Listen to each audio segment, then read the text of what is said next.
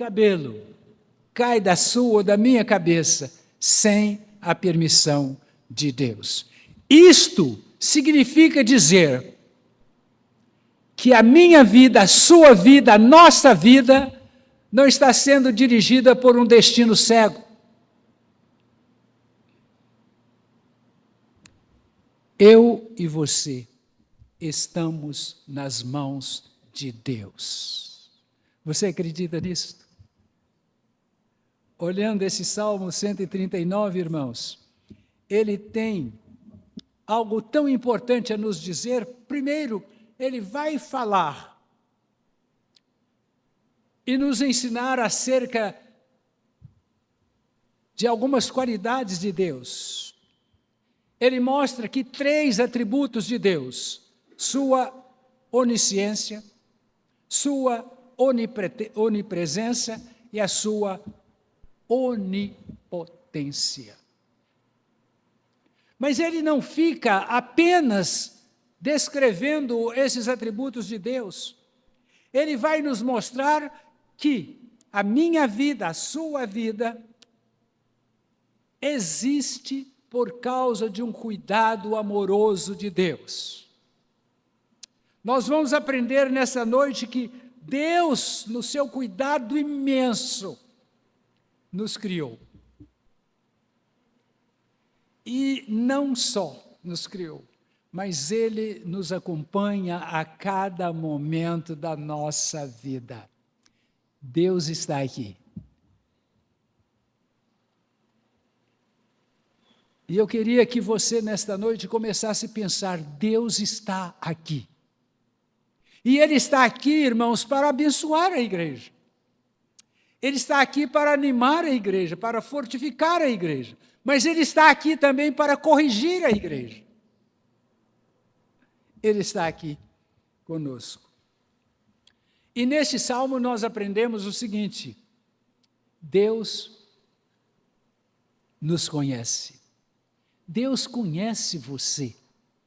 Olha do verso 1 ao verso 3. Senhor, Tu me sondas e me conheces.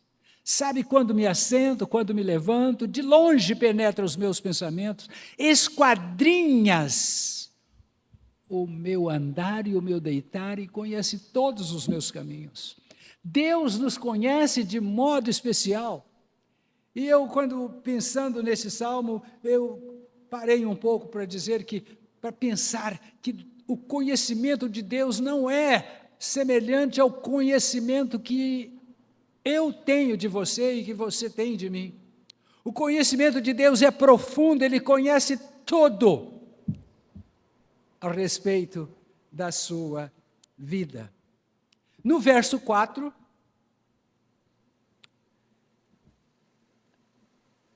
o salmista expressa o seguinte: antes que você pensasse no que havia de falar ou no que há de falar, Deus já conhece. Ainda, o verso 4 diz: ainda a palavra não me chegou à língua e Tu, Senhor, a conhece todas. E quando eu parei aqui, eu comecei a olhar que dificuldade que eu tenho, né? Porque Deus conhece as palavras que eu vou pronunciar. Antes, até mesmo que elas chegassem a mim, antes que eu pensasse nessas palavras, Deus já conhece. E aí eu comecei a pensar naquele corinho que tem uma mensagem teológica, que é cantado ainda pelas crianças. Cuidado com a boquinha, o que fala. Eu acho que os irmãos ainda lembram. Cuidado com a mãozinha, o que pega, cuidado a boquinha, o que fala, cuidado o olhinho, o que vê. Porque Deus conhece. A palavra ainda não chegou à boca e o Senhor já conhece todas. No verso 5, nós vemos o cuidado de Deus. Eu não sei se você está com a Bíblia aberta. Lê comigo o verso 5. Vamos lá? Verso 5.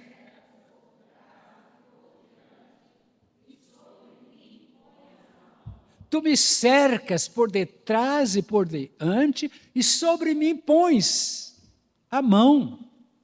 Olha que cuidado de Deus, Ele nos cerca por todos os lados, mas ainda nos cobre com a sua própria mão. Isso é cuidado de Deus. E continuando esses salmos, irmãos, do verso 7 ao verso 12, do verso 7 ao verso 12, o salmista vai nos mostrar que nós não poderemos fugir da presença de Deus. Para onde me ausentarei do teu Espírito? Para onde fugirei da sua face? Se subo ao céu, lá estás. Se faço a minha cama no mais profundo abismo, lá estás também. Se tomo as asas da alvorada e me detenho nos confins do mar, até ali a tua mão me guiará, a tua destra. É um Deus que está presente e Ele quer nos dizer, olha, você não pode esconder-te de mim.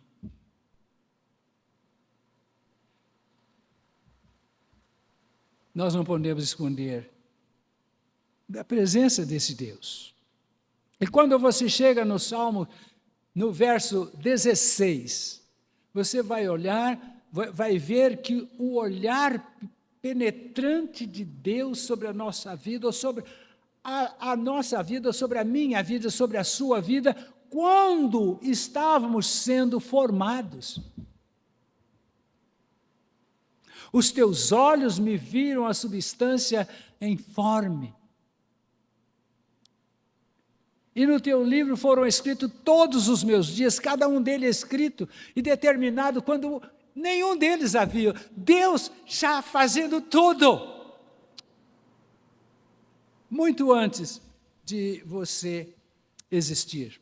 Muito antes de cada um de nós existir, Deus já sabia tudo a nosso respeito.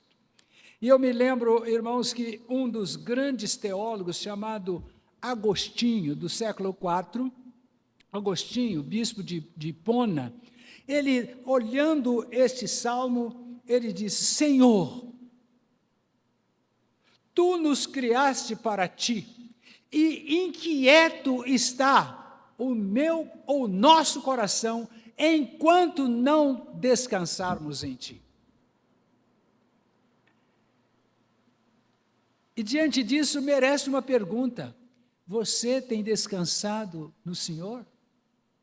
Você tem colocado a sua esperança no Senhor?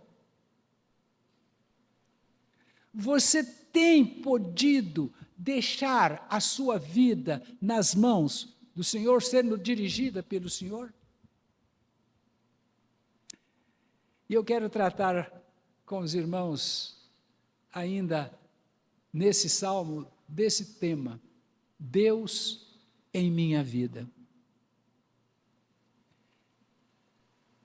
Ele nos criou, Ele cuida, e nós acabamos de observar esta presença constante de Deus em nossa vida, e então vem esse tema, Deus em minha vida.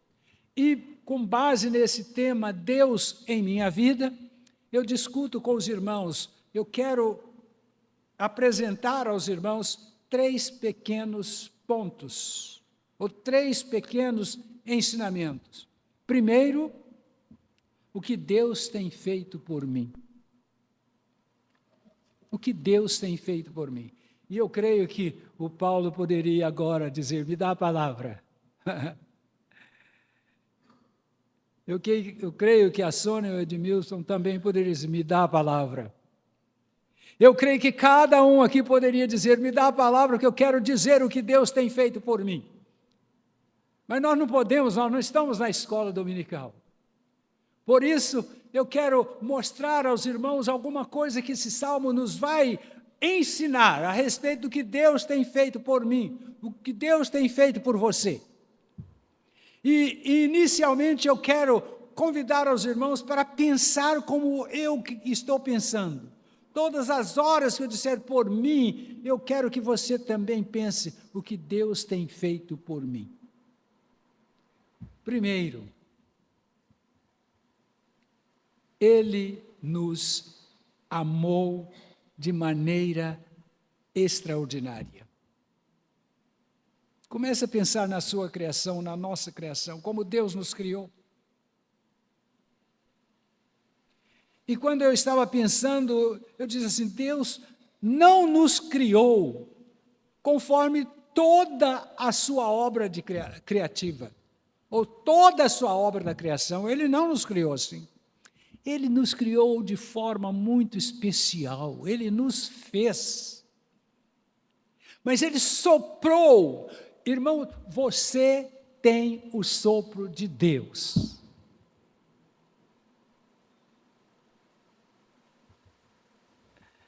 E Ele nos fez a sua imagem, conforme a sua semelhança. Isso é amor. Creio, irmãos, que podemos pensar como o profeta Jeremias, quando ele recebe a presença de Deus, ele diz assim, de longe se me deixou ver o Senhor dizendo, com amor eterno eu te amei, por isto, ou por isso, com benignidade eu te atraí.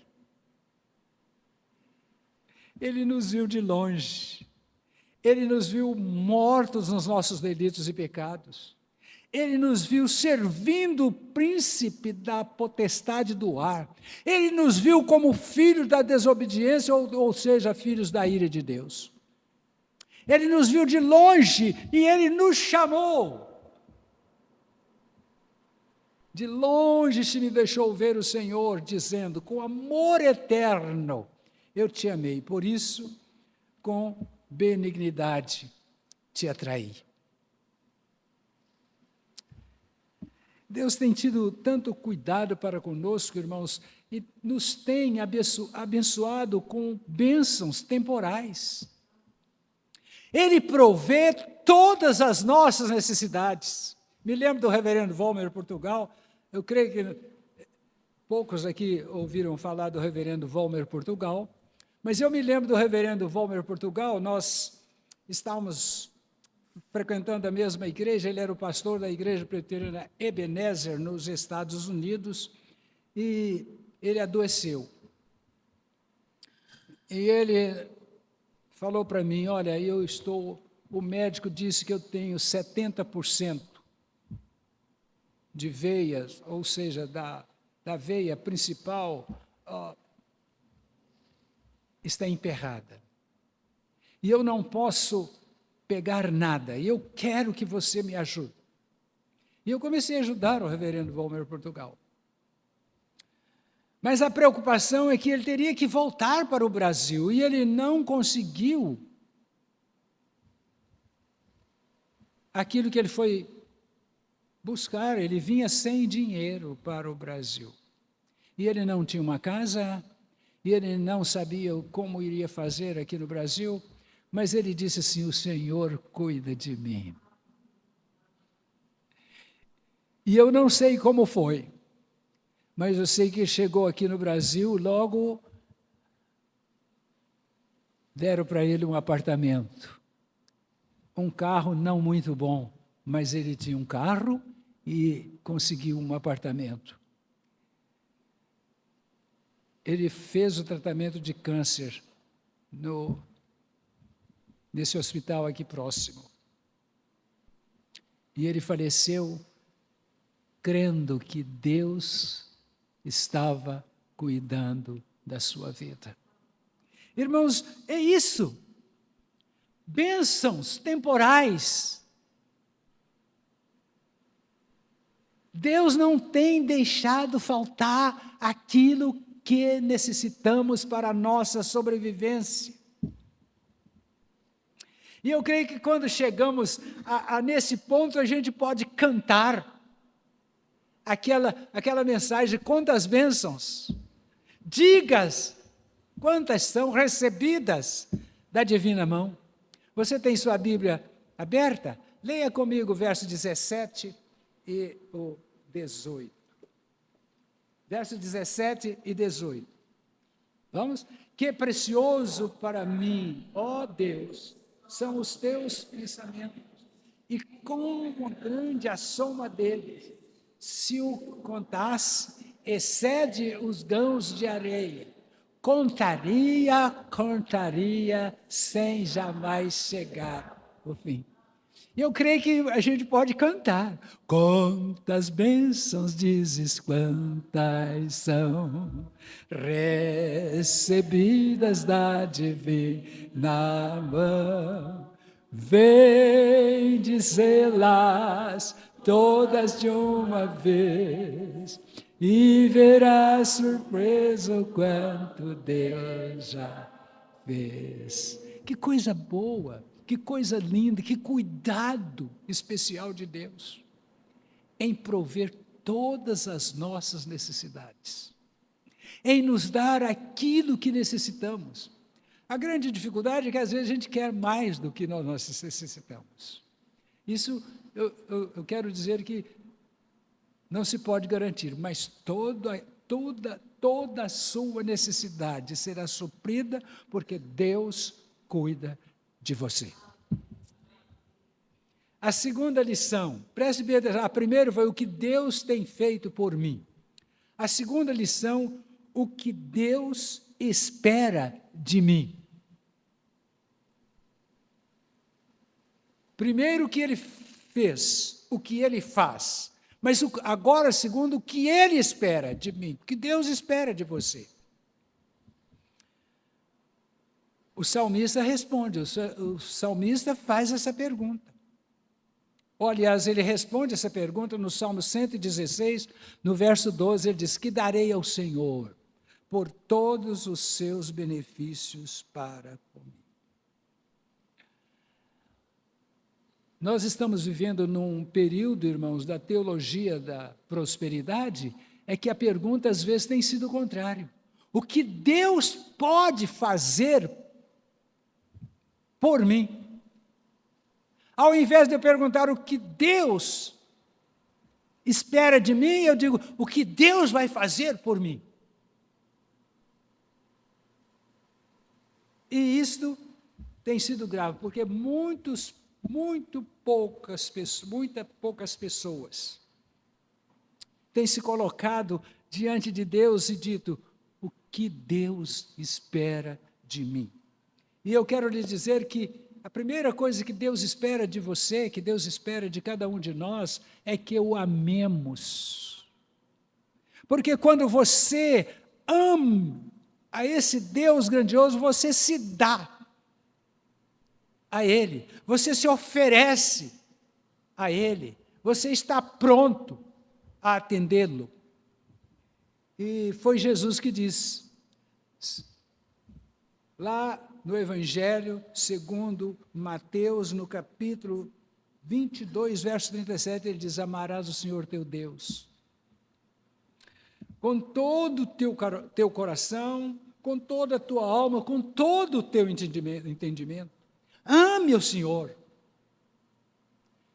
mas ama com força, ama com entendimento, ama com a alma esse Deus. Ao que me leva, irmãos, a chegar a uma conclusão, que o que Deus quer de mim, o que Deus quer da minha vida, o que Deus quer da sua vida. Eu creio que agora é o momento quando eu e você se auto-pergunte, o que Deus quer de mim? Ele quer a minha vida, Ele quer o meu serviço, Ele quer a minha habilidade, Ele quer a minha disposição, Ele quer o meu tempo. Na verdade, o tempo não é meu, o tempo é de Deus. É isso que Deus quer. Ele quer usar você no seu serviço. É o que Deus quer de cada um de nós. Mas eu quero ainda desafiar a você nesta noite a fazer essa pergunta. O que Deus quer da minha vida?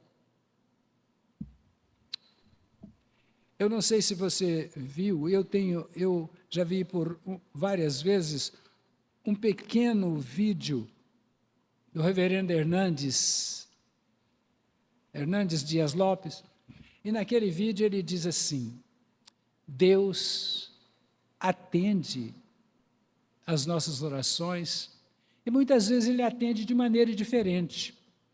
Mas quantas pessoas, dizia ele, ou diz ele lá naquele vídeo, quantas pessoas têm pedido prosperidade? E Deus tem dado prosperidade a determinadas pessoas, mas essas pessoas vão se enriquecendo, vão se tornando próspera, e daí um pouco ele não tem tempo mais para servir o Deus que o abençoou, porque ele está tão envolvido com a sua prosperidade, e não sobra mais tempo para Deus. Outras pessoas oram pedindo filhos, e recebem os seus filhos, e ganham os seus filhos, e depois dizem, eu não posso mais, porque eu tenho que estar cuidando dos meus filhos. Outros oram pedindo um bom emprego, e Deus lhe dá um emprego. E daí um pouco, aquele emprego é tão importante que ele toma todo o tempo daqueles que estão pedindo, que pediu. Ou seja, a bênção passa a ser mais importante do que o abençoador. E ele pega um bom emprego e diz, agora não dá. Aquilo não dá, eu trabalhei o dia todo, eu estou cansado. Eu não posso fazer isso, eu não posso fazer aquilo outro, porque eu estou cansado.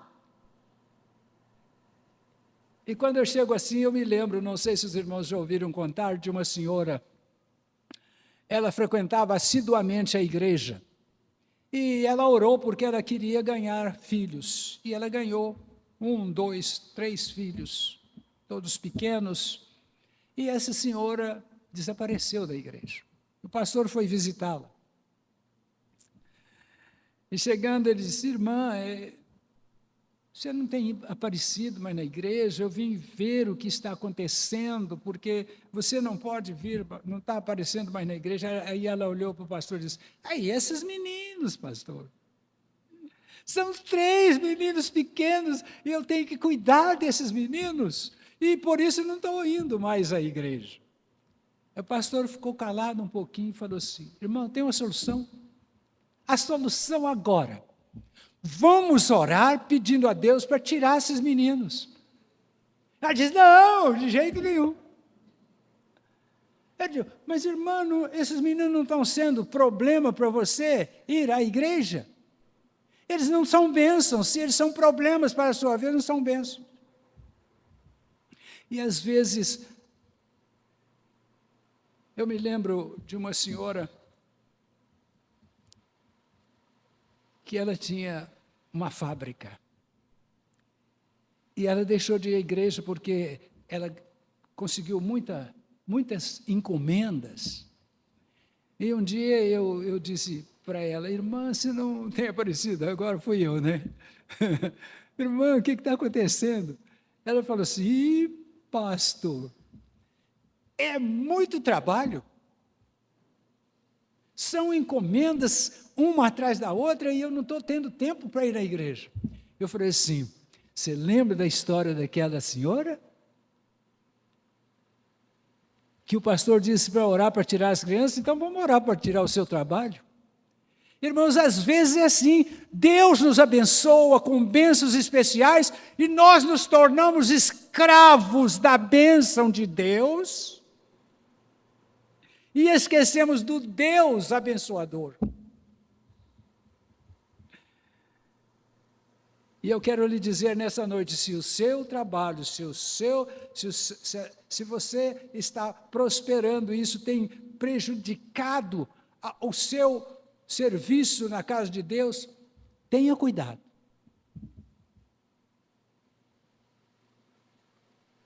Se você conseguir um trabalho, e esse trabalho te faz cansar, a ponto de você deixar de comparecer à casa do Senhor, tenha cuidado. Porque você está valorizando muito mais a bênção do que o Senhor da bênção. Vocês lembram de Maria, mãe de Jesus?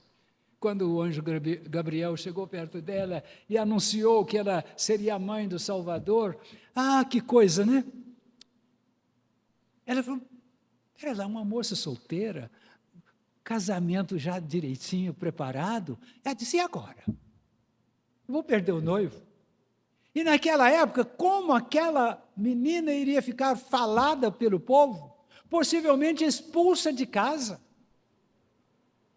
Mas ela disse: aqui está a serva do Senhor, que se cumpra em mim segundo a tua palavra.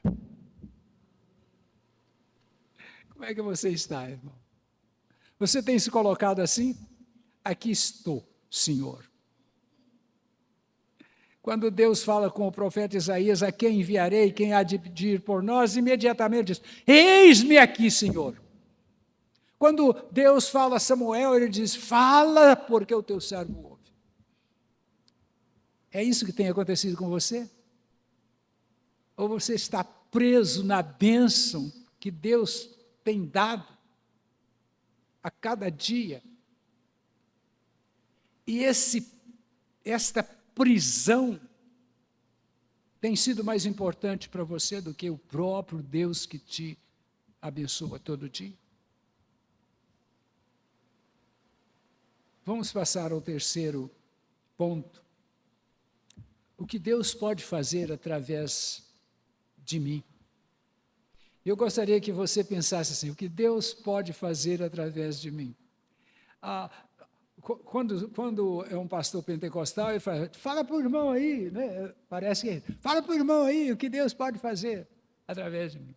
Pense em você mesmo, o que Deus pode fazer através de mim.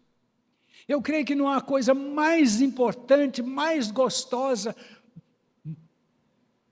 mais feliz do que saber que eu estou servindo ao meu Deus e que Ele está comigo, Ele está junto. Deus está aqui, irmãos. E essa presença de Deus é justamente para que eu e você, e se porventura você estiver um pouco adormecido, acorde, porque Ele está aqui e Ele quer usar você. Ele quer que você seja usado nas mãos dEle. O grande problema é que às vezes o nosso orgulho procura nos levar a pensar, ou, ao invés de pensar, a excluir Deus. E aí eu digo: eu fiz, eu estou fazendo. E nós excluímos Deus, mas Ele quer nos usar e quer estar conosco. Ele não nos deixa só, Ele quer estar conosco. E eu quero lhe dizer uma grande coisa: porque sem a graça, sem a presença desse Deus grandioso, você não vai a lugar nenhum. Deus pode e quer usar você. Mas você não precisa ser um gênio. Mas Deus quer usar você. Basta você se colocar nas mãos dEle. Ele quer usar. E eu não sei, eu creio que aqui na Quarta Igreja não acontece isso, mas isso acontece muito. Eu tive o privilégio de pastorear várias igrejas. Nos Estados Unidos, eu estive participando de 3 igrejas. No Brasil, 4 igrejas. Conheço um pouco das igrejas que frequento, mas eu não sei, e espero que aqui não aconteça isso. Final de ano, eleição. Na hora que começa a eleição, diz: eu não tenho tempo, eu não tenho habilidade, eu não posso. E muitas vezes, eu conheço uma igreja vizinha que uma irmã chegou assim: eu tive que aceitar. Eu tive que aceitar a presidência da SAP, senão acabava a SAP, porque ninguém queria.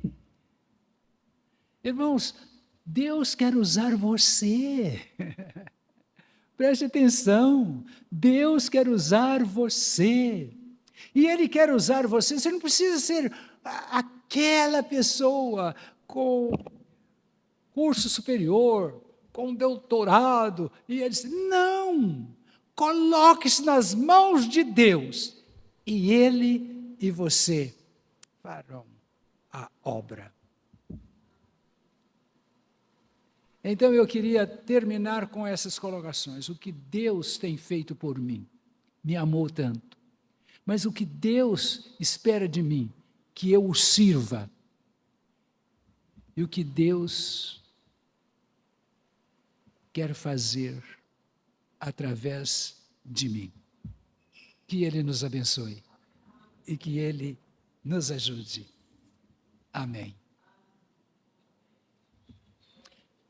Neste momento, nós vamos passar a celebração da Ceia do Senhor, e eu convido aos presbíteros virem aqui à frente, e quero pedir aos presbíteros aqui presentes que sirvam o Paulo lá onde ele está, para ele ficar quietinho.